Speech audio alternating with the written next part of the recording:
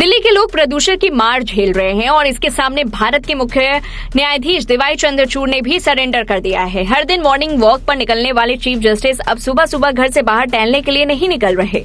गुरुवार को supreme court में पत्रकारों से अनौपचारिक बातचीत में उन्होंने कहा, मैंने आज से सुबह की सैर करना ही बंद कर दिया। आमतौर पर मैं सुबह 4 से 4:15 के बीच सैर के लिए जाता हूँ। मुख्य न्यायाधीश ने कहा कि उनके डॉक्टर ने उन्हें सुबह बाहर न जाने की सलाह दी। उन्होंने कहा कि उनके लिए घर के अंदर रहना और सांस की बीमारियों से बचना बेहतर है।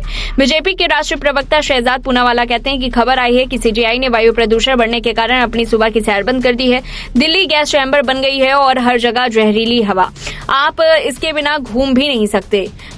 बिना मास्क के बाहर जाना और खुली हवा में व्यायाम करना हानिकारक हो सकता है। इस पर कार्रवाई करने के बजाय आम आदमी पार्टी अब भी आरोप प्रत्यारोप में व्यस्त है। पहले वे पंजाब को दोषी ठहराते थे, वो पटाखे और यूपी जैसे राज्य को दोषी ठहराते हैं। वे इन सब के लिए इजरायल और लेबनान को भी दोषी ठहरा सकते हैं। वे कभी भी जिम्मेदारी नहीं लेते और इस बारे में बात नहीं करते हैं कि उन्होंने दिल्ली में प्रदूषण के आंतरिक कारणों के लिए क्या किया।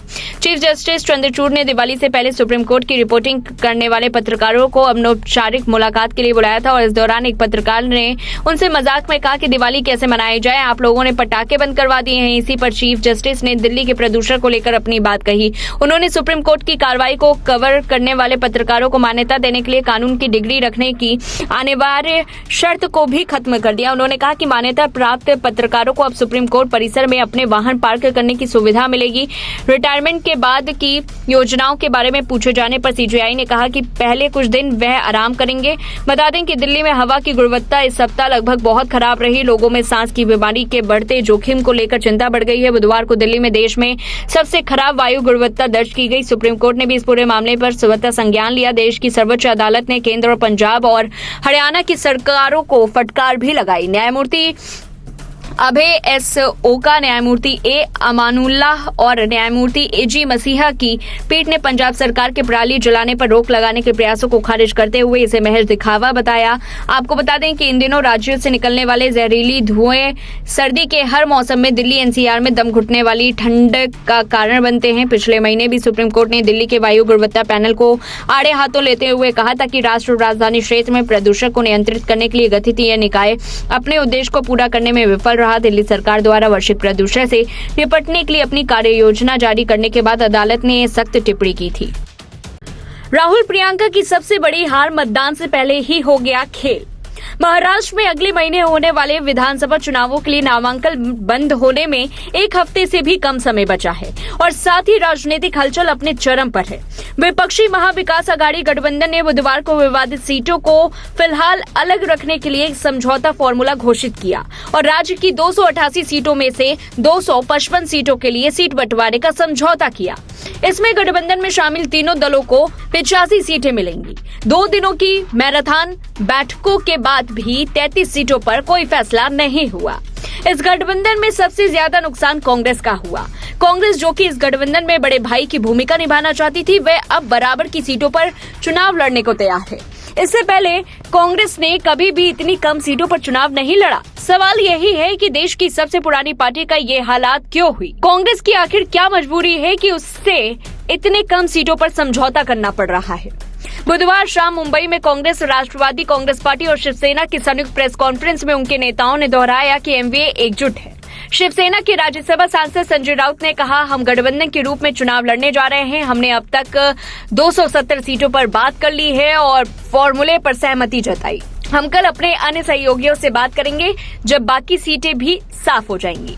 85-85-85 फॉर्मूले को कांग्रेस द्वारा बड़ी हार के तौर पर देखा जा रहा है। हालांकि दिल्ली के एक वरिष्ठ कांग्रेस नेता ने प्रेस कॉन्फ्रेंस के बाद जोर देकर कहा कि सीटों का बंटवारा अभी अंतिम नहीं। उन्होंने कहा, हम किसी भी कीमत पर कम से कम 105 सीटों पर चुनाव जरूर लड़ेंगे। इससे पहले कि 3 विधानसभा चुनाव की बात करें तो कांग्रेस ने सभी सीटों पर अपने उम्मीदवार उतारे थे। साल 2009 में कांग्रेस ने 288 सीटों पर चुनाव लड़ा था और 82 सीटों पर जीत दर्ज की थी।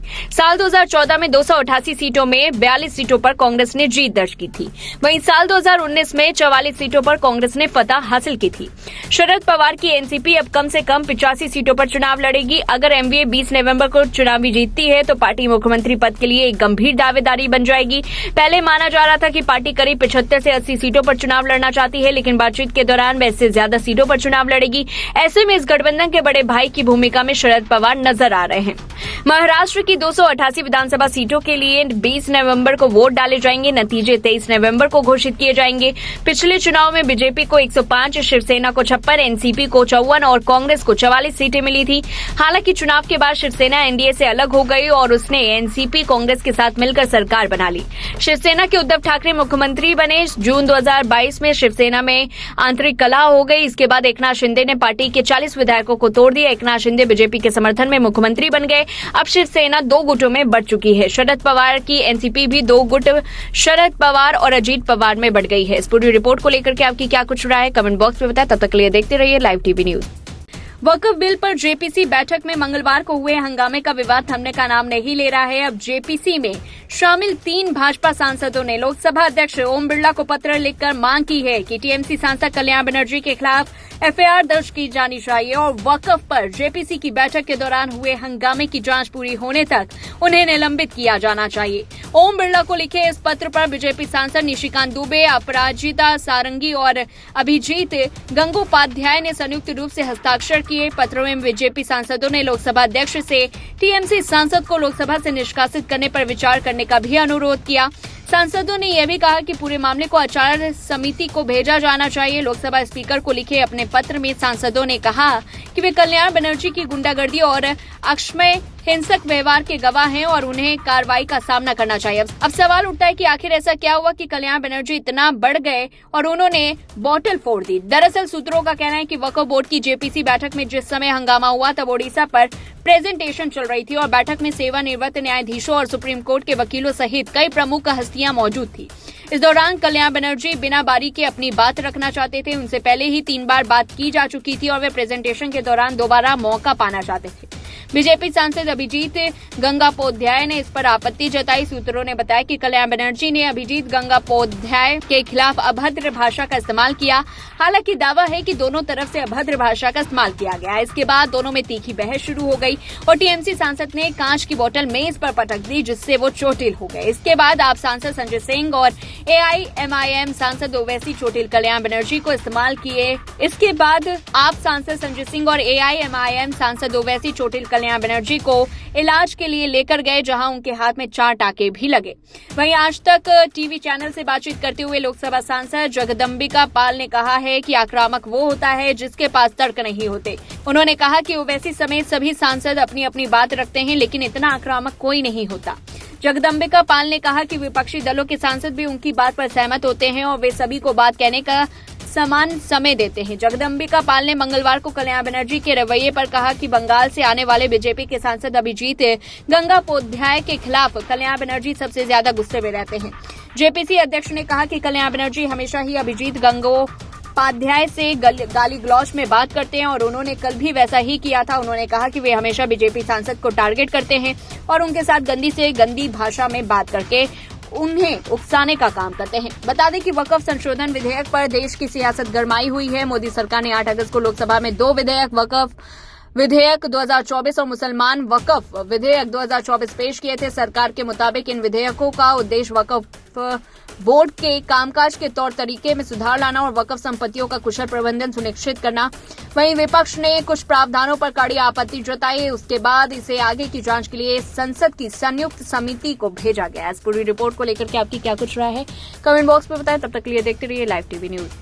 उत्तर प्रदेश में 10 सीटों पर होने वाले उपचुनाव के लिए भाजपा ने अपने 7 प्रत्याशियों के नामों की घोषणा कर दी। वहीं भाजपा ने कुंदरकी से रामवीर सिंह ठाकुर और गाजियाबाद से संजीव शर्मा को टिकट दिया। तो वहीं मैनपुरी की करहल सीट पर सपा प्रमुख अखिलेश यादव के जीजा अनुजेश यादव को भाजपा ने मैदान में उतारा है। भाजपा ने फूलपुर से दीपक पटेल, कटेरी से धर्मराज निषाद और खैर से सुरेंद्र दिलेर को अपना प्रत्याशी बनाया। वहीं मजबा से भाजपा ने सुचिस्मिता मौर्य को टिकट दिया है। उधर राजस्थान के 84 सीट से कीड़ालाल नमोमा को मैदान में उतारा। बता दें कि अनुजेश यादव सपा के संस्थापक मुलायम सिंह यादव के भाई अभयराम यादव की बेटी संध्या यादव के पति हैं। संध्या यादव सपा सांसद धर्मेंद्र यादव की सगी बहन और संध्या यादव मुलायम परिवार की पहली बेटी, जिन्होंने राजनीति में कदम रखा था।